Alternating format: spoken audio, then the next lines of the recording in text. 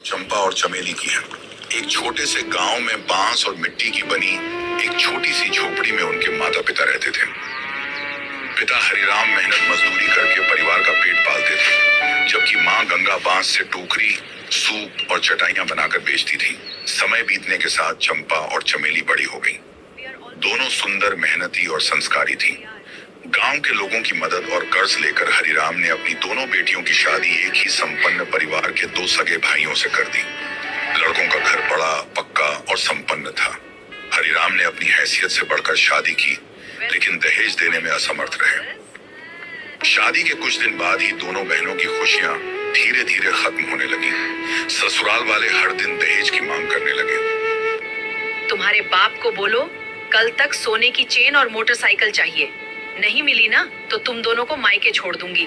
माँ जी, हमारे पिताजी बहुत गरीब हैं, कहाँ से देंगे वो?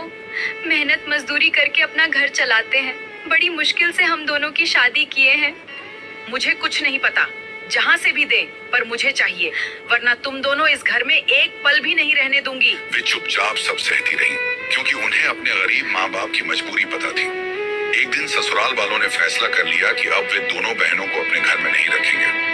उन्होंने चंपा और चमेली का सामान गाड़ी में रखा और उन्हें उनके मायके छोड़ने निकल पड़े। बांस की छोटी सी झोपड़ी के सामने गाड़ी आकर रुकी। दोनों बहनों को नीचे उतार दिया गया। अचानक बेटियों को इस हालत में देखकर हरिराम और गंगा घबराकर बाहर दौड़े। दोनों बहनें रो रो कर अपने माता पिता से लिपट गईं। तभी उनके ससुर ने कठोर आवाज में कहा, सुन लो हरिराम, जिस दिन दहेज के पूरे पैसे और सामान का इंतजाम हो जाएगा, उसी दिन हम अपनी दोनों बहुओं को वापस ले जाएंगे। उससे पहले ये हमारे घर में कदम नहीं रखेंगी। यह सुनते ही हरिराम के चेहरे का रंग उड़ गया। अगर दहेज नहीं दे सकते तो रखो अपनी बेटियों को। वह कांपते हुए उनके सामने हाथ जोड़कर खड़ा हो गया। समधी जी, हम बहुत गरीब लोग हैं।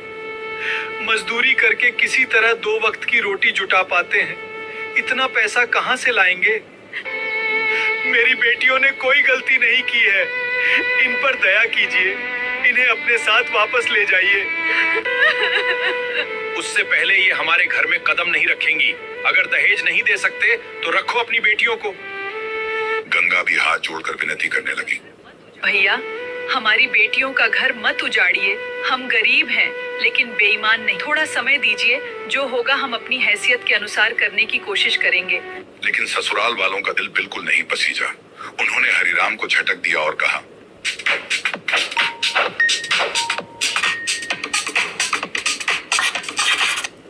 करने की कोशिश करेंगे। लेकिन ससुराल वालों का दिल बिल्कुल नहीं पसीजा। उन्होंने हरिराम को झटक दिया और कहा, हमें कोई बहाना नहीं सुनना। जब दहेज का इंतजाम हो जाए तभी खबर करना। उससे पहले इन्हें हमारे घर भेजने की कोशिश भी मत करना। इतना कहकर वे गाड़ी में बैठे और बिना पीछे देखे वहां से चले गए। धूल उड़ाती गाड़ी दूर निकल गई।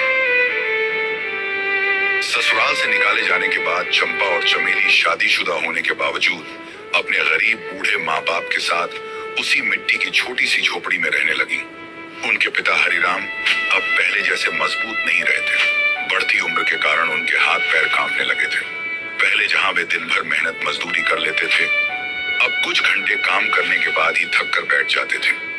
जो थोड़ी बहुत मजदूरी मिलती, उससे मुश्किल से घर का चूल्हा जल पाता। माँ गंगा भी दिन भर बांस से टोकरी, सूप और चटाइयां बनाती, लेकिन उन्हें बेचकर जो पैसे मिलते, वे पूरे परिवार का पेट भरने के लिए काफी नहीं होते थे। कई बार ऐसा भी होता कि घर में अनाज का एक दाना तक नहीं बचता था। रात को चारों लोग सिर्फ पानी पीकर ही सो जाते। भूख से पेट जलता रहता, लेकिन मजबूरी के आगे किसी के पास कोई रास्ता नहीं था। हरिराम अपनी बेटियों के सामने मुस्कुराने की कोशिश करते, मगर उनकी आंखों में छिपी चिंता साफ दिखाई देती थी। उन्हें सबसे ज्यादा दुख इस बात का था कि जिन बेटियों को उन्होंने बड़े अरमानों से विदा किया था, वे आज फिर उसी गरीब झोपड़ी में आंसू बहा रही थी। एक रात चंपा और चमेली बाहर आंगन में चुपचाप बैठी थी। दोनों की आंखों से आंसू बह रहे थे। चंपा धीमी आवाज में बोली, बहन, हमारी वजह से माँ बाप की परेशानियां और बढ़ गई हैं। चमेली ने आंसू पोंछते हुए कहा, हाँ दीदी, पहले किसी तरह 2 लोगों का गुजारा हो जाता था। अब हम दोनों भी यही हैं। लगता है हम अपने बूढ़े माँ बाप पर बोझ बन गए हैं। कुछ देर दोनों चुप रहीं। फिर चंपा बोली, नहीं, अब और नहीं। हम यूं बैठकर अपने माँ बाप को तकलीफ में नहीं देख सकते। चमेली ने उसकी ओर देखा और कहा, लेकिन हम करें तो क्या करें? न हमारे पास पैसे हैं, न कोई सहारा। आखिर हम कहाँ जाएं? क्या काम करें कि अपने माँ बाप का सहारा बन सकें और उन्हें 2 वक्त की रोटी के लिए भी तरसना न पड़े? दोनों बहनों ने उसी रात मन ही मन एक फैसला किया। चाहे कितनी भी मेहनत करनी पड़े, वे अब अपने बूढ़े माता पिता का सहारा बनेंगी, उन्हें भूखा नहीं सोने देंगी। अगली सुबह सूरज निकलने से पहले ही चंपा और चमेली उठ गईं। दोनों ने एक तेज हंसिया, एक छोटी कुल्हाड़ी और 2 बांस की टोकरियां ली। फिर भगवान का नाम लेकर पास की बांसबाड़ी की ओर चल पड़ी। बांसबाड़ी पहुंचकर दोनों ने देखा कि कई जगह जमीन से कोमल हरे हरे बांस के नए अंकुर निकले हुए थे। गांव के बुजुर्ग इन्हें बांस की कोंपल कहते थे। चंपा ने सावधानी से कुल्हाड़ी से कोंपलों को जड़ के पास से काट लिया। चमेली उन्हें साफ करके टोकरी में रख दी गई। कुछ ही देर में दोनों की टोकरियां ताजी कोंपलों से भर गईं। घर लौटते ही मां गंगा ने उन्हें कमला दादी की बताई हुई पुरानी विधि याद दिलाई। सबसे पहले दोनों बहनों ने कोंपलों का सख्त बाहरी छिलका उतारा, फिर अंदर के मुलायम हिस्से को छोटे छोटे टुकड़ों में काटा। उसके बाद अच्छे से साफ पानी में धोया। फिर बड़े मिट्टी के बर्तन में पानी उबालकर उन टुकड़ों को अच्छी तरह उबाला ताकि उनकी कड़वाहट निकल जाए। उबालने के बाद उन्होंने कोंपलों को साफ कपड़े पर फैलाकर धूप में सुखाया। शाम तक उनमें से अतिरिक्त नमी निकल चुकी थी। अब दोनों ने सरसों का तेल गरम किया।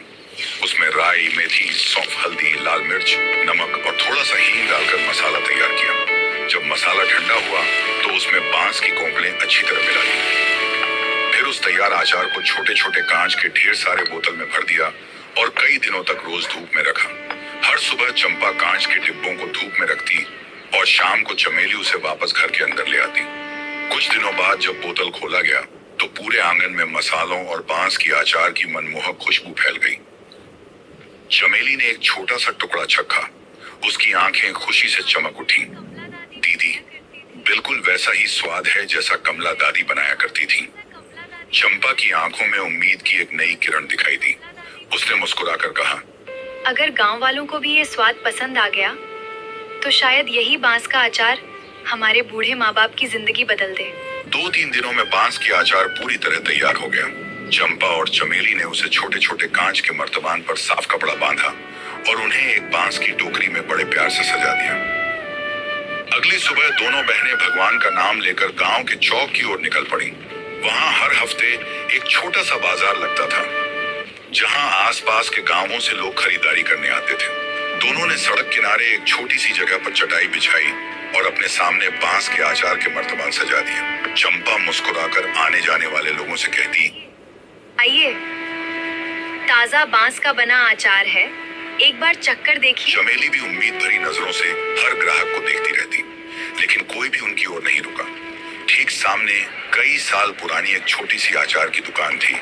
वहां आम, नींबू, मिर्च, कटहल, करौंदा और कई तरह के मशहूर आचार बिक रहे थे। गांव के लोग सालों से उसी दुकानदार पर भरोसा करते थे, इसलिए सीधे उसी की दुकान पर चले जाते।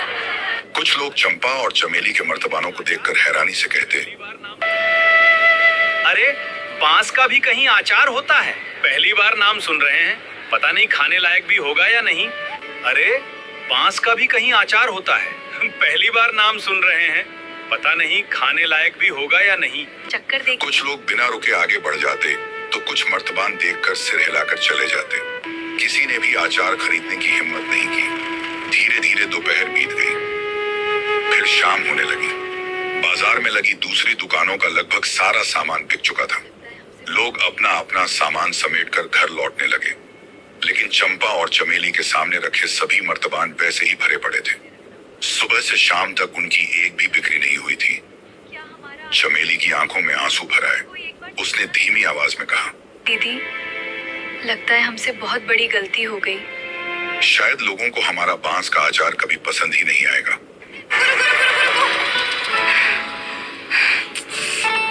हो गया यार, रोज बस का स्कूटी खरीदने के लिए पसंद ही नहीं आएगा।